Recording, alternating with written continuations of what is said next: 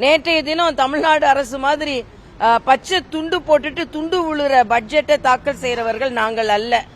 ஏனென்றால் அவர்கள் கூட்டணி கட்சிகளே அந்த பச்சை துண்டு நீங்க ஒன்னும் விவசாயிகளுக்கு ஒன்னும் செய்ய போறது இல்ல, அதனால சும்மா நடிக்க வேண்டாம், அதனால நாங்க ஒன்னும் அதை போட்டு நடிக்க மாட்டோம். அவங்க கூட்டணி கட்சிகளே மரியாதைக்குரிய நமது விவசாய சகோதரர்களுக்கு இவர்கள் ஏமாற்றம் தான் தருவார்கள் என்பதை கூட்டணி கட்சிகளே முடிவு செஞ்சுட்டாங்க. அப்படிதான் இருக்குது.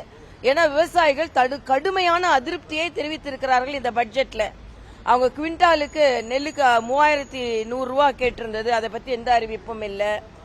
சுகர் கேன் கரும்புக்கு 4000 ரூபாய் டன்னுக்கு கேட்டிருந்தது, அதை பத்தி எந்த அறிவிப்பும் இல்லை.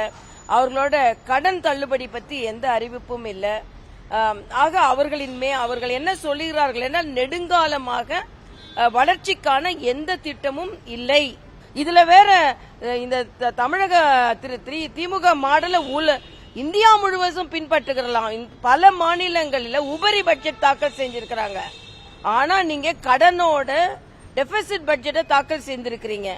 அதனால தமிழ்நாடு அரசு மிக மோசமான நிலையில் இருக்கிறது என்பதற்கு பிரமாண பத்திரம் தான் நேற்றைய அவர்களே வாசித்த அந்த இடைக்கால பட்ஜெட். வெட்ட வெளிச்சமாக மக்களுக்கானவர்கள் அல்ல என்பதை தெரியப்படுத்தி இருக்கிறார்கள். இதனால் இதன் பலனை அவர்கள் அனுபவிப்பார்கள். அதாவது தங்கம் தென்னரசு, ஒரு மாநிலத்திற்கென்று தனியாக நிதி கொள்கை கிடையாது. தமிழ்நாட்டுக்கு ஒரு நிதி கொள்கை, உத்தரப்பிரதேசத்துக்கு ஒரு நிதி கொள்கைன்னு கிடையாது. ஒரு நிதி கொள்கை வைத்துக்கொண்டு அந்த நிதி கொள்கையின் மூலமாகத்தான் மற்ற எல்லா மாநிலங்களுக்கும் பகிர்ந்தளிக்கப்படுகிறது.